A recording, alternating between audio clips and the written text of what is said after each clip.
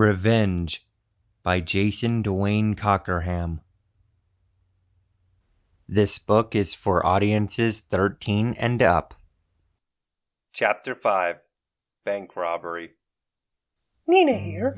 I am hanging with Claw and Ella by a stream. We were just splashing one another with the still cold water, and now we've paused, letting the early summer sun warm us. A familiar scent drifts on the wind. At least, I think I've smelled it before. Interrupting my thoughts, Claw says, "Nina, you're such a pain." "Huh? Is he joking?" Then Ella adds, "I never really liked her anyway." What? Fine. I'm not staying where I'm not wanted.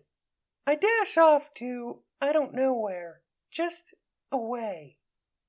I don't want to be followed, so I send several projections of myself in different directions. Ella here. Claw, what's with you? Me? What's with you? If you don't like her, why do you hang with her every day? What are you talking about? What you said, that you never really liked her. I said no such thing. Why'd you say she was a pain? I didn't. He paused and looked like he was thinking for a moment. I zoned out for a second. Then you said that you never really liked Nina. I would never say that because it's not true. But I did zone out too. After you said she was a pain. You thinking what I'm thinking? Somebody's messing with us with their power. The power of what, though? To make you say things you otherwise would never say? Something like that. Nina went off by herself. This might be more than just a prank. They might have wanted her to go off alone. But why? I shrug. Then I say, we should try to find Nina and explain things and apologize. I hope she'll listen. We run, following where one of the Ninas went, hoping that it was the real her. We could not find her, however. We looked behind every rock and tree just in case she was hiding. We call her name several times. No answer. We expand our search just in case we chose the wrong Nina. When we still don't find her, we check back at her house. If she is there, she is not answering. What do we do? I ask Claw. We could catch her after work. See if she'll talk to us. He suggests. Okay. Let's meet outside the club 15 minutes before closing. 'Kay. Nina here. Frustrated by what happened earlier, I went to the restaurant early for work. Outside, I saw an old friend of mine. Hey, Nina. Long time no see. He is a fox with bright orange fur who dyed the tip of his tail blue. Hey, Nick. It has been a while, hasn't it? We used my time before work to catch up. His parents split up when we were younger, and he moved away with his mother. His friends that he had made in the new place are now following different paths. So, since he still has good friends here, he says he's moving back. I told him about my new friend Ella. Well, new since he left anyway. I left out what happened today. I also told him about Wolfenstein and Antonio trying to steal from the nightclub, and about Wolfenstein's death. Although I left out the part about their mom going after Claw. After a while, I tell him that it's time for me to work. He comes in to enjoy a good meal, then later the music. Work goes smoothly, and on my breaks, I talk more with my old friend. On my first break, I share how terrified I was during the tornado. During my second break, I try to convince him to dance, but he refuses. Later, Nick asks as he is standing up to leave and I happen to be walking by, Hey, you want to hang tomorrow? "Only if I see you on the dance floor for a song. What do you want to do?" Anything you want to. "Let's just follow the river and talk." Sounds good. As I'm delivering drinks to various tables, I catch glimpses of him attempting to dance. After I'm done helping to clean up, I walk out and both Ella and Claw are standing there. Ella quickly says, "We want to apologize for earlier." Angrily, I reply, "Buzz off!" As I walk past them, Claw mentions, I don't remember saying you were a pain, and Ella doesn't remember saying she didn't like you. So heads up, I think someone was using their power on us. I think they might be after you. I walk away without saying another word. Later, though, I can't help remembering Nick's power. He can take control of someone's mind. Like my power of projection, distance and time spent near the animal determine how well it works. He can only take control of someone's mind if he's near them and only for a few seconds. However, the longer he spends near that animal, the longer he can take control of their mind. I pause, thinking of what happened earlier. Nick could have used his power to make them say those things if he was nearby. But Nick's my friend. He would never do that. Would Claw and Ella say what they said? They're my friends too, aren't they? There's gotta be something else going on. Ella here. What now? I feel like we should give her space, but what if somebody is after her? It's too dangerous to leave her alone, Claw states. Nina here. The next day, Nick and I follow the river downstream as far as we can while still being able to get back by sunset. At the furthest point before heading back, we rested on the shore. There was some soft sand to lay on. As we started back, I caught sight of Ella as she ducked behind a rock. As I walk beside Nick, I think, if she meant what she said about not liking me, then why is she following me? Is what Claw said true? Does she really not remember saying that she didn't like me? Someone's power could have definitely made her say that. Nick's power, for instance. But Nick wouldn't do that. Could somebody else be responsible? But if so, who? Why? Also, should I be annoyed that she's tailing me? Or worried? Or grateful that she cares so much? If I assume that somebody is using their power to mess with us, then what do they want? Are they really after me? Could it be that they are trying to get me and Nick together? Or do they have a more sinister goal in mind? Maybe their goal is to go after Claw and Ella. Nah, with my power, I can provide a good distraction, but I'm not that good in a fight. Unless it's not for anything sinister. But then, why separate us that way? After we made it back, Nick headed home and I headed for work. Claw here. Ella tagged me. Your turn.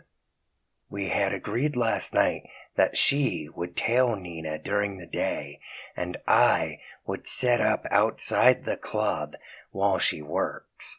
Ella then tells me, she walked alongside the river with a friend, a fox with a blue-tipped tail. Blue-tipped tail? Wait a minute. That guy has the power to take control of your mind. He definitely could have made us say stuff, so don't let him near you. He appeared to be a friend, though. He is an old friend of hers. However, the timing seems suspicious. I put on a hat and a fake mustache and head out. I got a table outside the pizza joint across the path from the club. E here. You remember the robot that destroyed the computer and the photo instead of going and destroying the real target? Well, I've done some programming since then, and I'm past that now. I've shown Robot 1 a photograph of the target, and Robot 1 did not destroy the photograph this time. Instead, Robot 1 actually walked off to find the target. So right there, I'm calling this night a success. It's a step forward anyway. So there I am, watching the video feed from Robot 1 as Robot 1 walks through the forest searching for Nina. As the minutes go by, my ears start twitching in anticipation of finally getting some of my revenge. After tonight, if Robot 1 succeeds, my revenge will be 2/4 complete. That thought making my ears twitch even more. A few minutes more, and my ears were going wild with anticipation of vengeance. Then, to my dismay, a buffering signal appears on the screen. It circles, and circles, and circles some more. To distract myself from the frustrating buffering symbol on the screen, I get up and grab myself a soda. Even so, after a few minutes, I was banging my head repeatedly on the desk. Then, I send Robot 2 to go find Robot 1 and report back. Nina here. That night, I was serving drinks to a couple outside when I feel a severe burning in my shoulder. I couldn't put my weight on my front right leg anymore. There is screaming. A second later, the guy I had just served a drink to pushes a nearby empty table onto its side, and Rex is asking, What happened? Nina, get down. Are you okay? "We saw some kind of laser. It shot her," the girl says. It came from that way, the guy added, pointing with his tail. I examine my shoulder as Rex pokes his head above the table to see where the laser came from. My shoulder looks pretty bad. Singed fur, skin burned away, and blood seeping out of the wound, already soaking the fur below the wound. Can't see whoever did it in the darkness. Rex says as he ducks back down, and the guy ties a napkin around my shoulder. "Thanks," I tell the guy. Then I tell Rex, "I can fix that." Your friend already is. Rex responds, "Huh?" Next, I hear what sounds like a rock hitting metal. Then I hear lasers and claw. Ah! I hear more lasers. I create 2 projections of myself without the napkin tied around my shoulder. I can't project the napkin yet, but as long as I stay hidden behind the table, the shooter will not be able to use that detail to tell the projections from the real one. The projections sprint at the shooter on different sides. The lasers go through them, but instead of stopping the assault, the shooter keeps firing lasers through the 2 projections. I peek around the table and see that Claw has taken cover behind a boulder. The shooter is continuing to fire at the projections, more or less ignoring Claw. I move both of the projections to the other side of the mystery shooter from Claw, and the shooter continues shooting them. Claw takes this opportunity to bombard the shooter with a barrage of small rocks.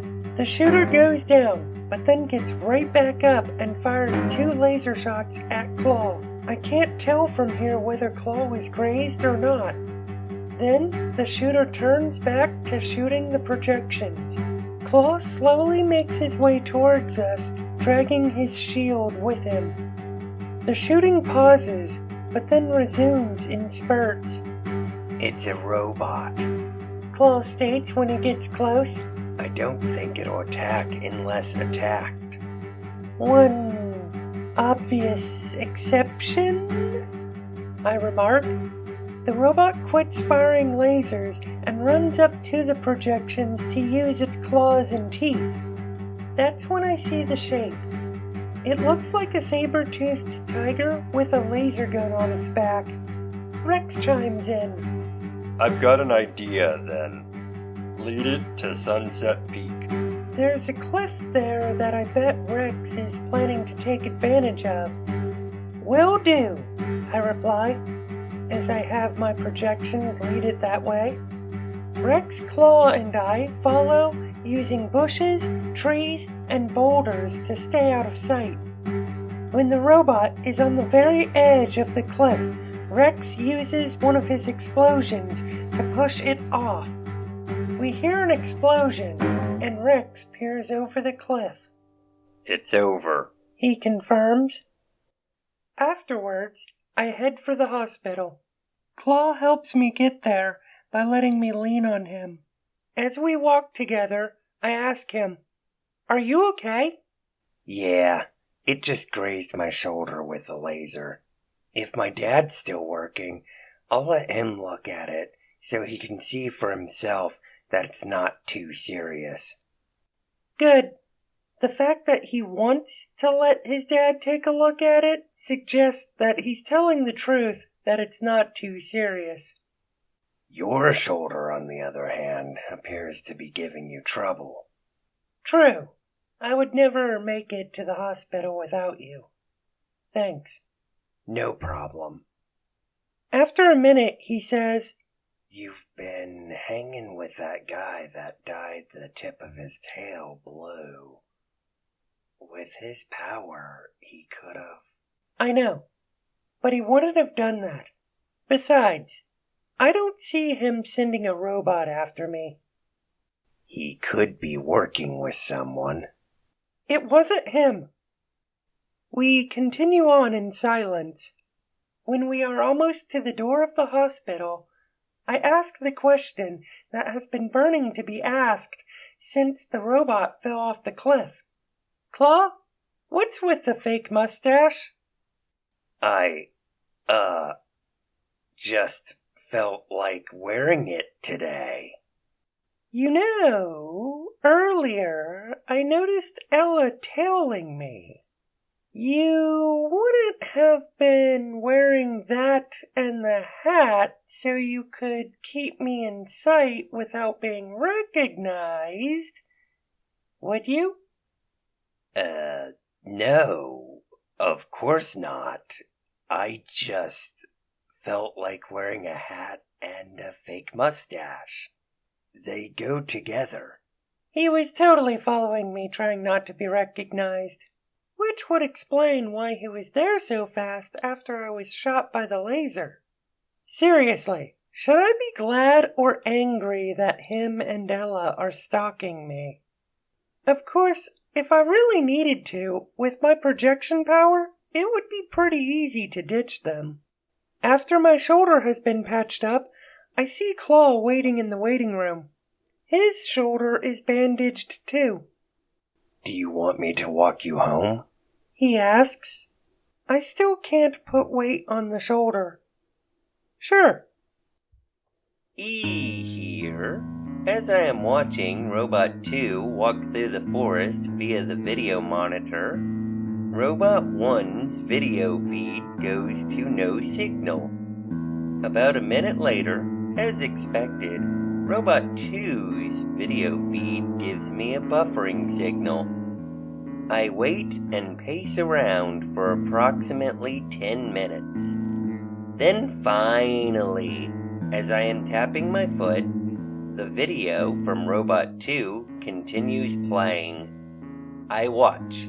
Robot 2 did find Robot 1, but Robot 1 was in bad shape. It was in pieces and no longer functioning. Since Robot 1 was at the base of a cliff, I'm guessing that it fell from the top. Just then, Robot 2 walks into the lab. Robot 2, were you able to retrieve the video data from Robot 1? Negative.